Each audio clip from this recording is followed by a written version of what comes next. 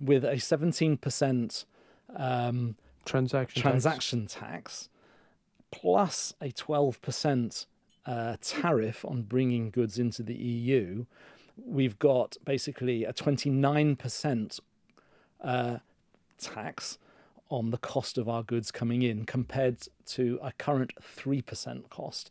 So that is a 26% difference increase in the cost of goods. That is if all of those rules are applied to Gibraltar. Now, the Chief Minister's confirmed it's a bespoke agreement.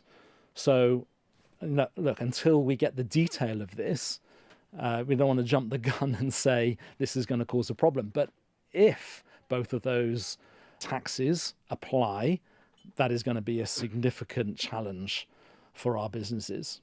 We import directly from the EU, so the brands receive them in their warehouses, they pay their duties, and we have that included in our price, unlike Chris, which is the franchise directly. So we deal with brands, and obviously having the brand in the middle, they cover those costs, but bringing it into Gibraltar, we come straight from either Germany, Belgium, or Spain. So with consumer electronics, the margin's actually very tight, very slim.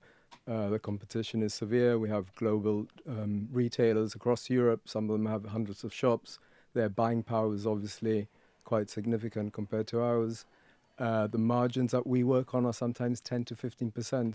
So a 17% on some products, we don't actually have any duties. On others, we have 6%, 12%. But a blanket 17% across all the products would actually make some of the stuff that we sell totally uncompetitive.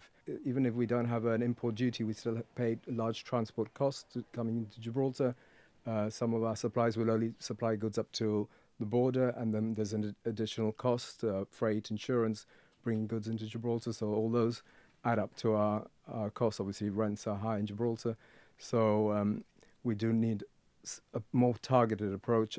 I don't know if that's possible, but that's what we'd like to see. The Chief Minister mentioned that we should have a level playing ground. I mean, currently we don't have a level playing ground, and with an open border, it's going to be even worse. I mean, I can talk for myself with 4 units on Main Street. Rents in Gibraltar are not the same in Spain. We currently have a shop in La Línea, which is 200 square meters, and we pay €1,000 rent. Whilst with our 220 square meter unit in Main Street, we're paying £9,000 rent. Wow, so comparable size, 9 times more expensive. Plus rates. Whilst in Spain, we don't have rates. So we're looking at quite a substantial difference. And for us to be able to compete, it's going to be very difficult. We would like to continue in the high street, and hopefully we'll have goods, not only restaurants and other catering businesses, but in order to be able to sell goods, we need to be competitive. When it comes to these taxes, duties, it's very important for us to know well in advance what is coming in and when, so that we can plan for this.